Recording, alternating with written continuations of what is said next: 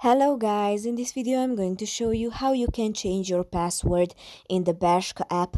But first I just want to mention, please don't forget to subscribe to my channel, because at 10,000 subscribers I'm going to show you my whole YouTube revenue statistics and the growth strategy, how to make money online.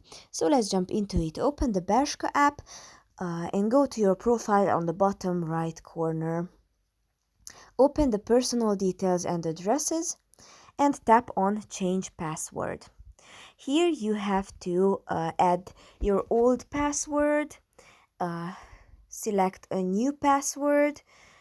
The password must contain at least 8 characters and include at least one capital letter, one lowercase letter, and one number.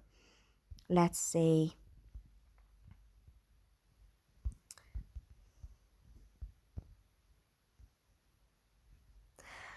enter the text shown the image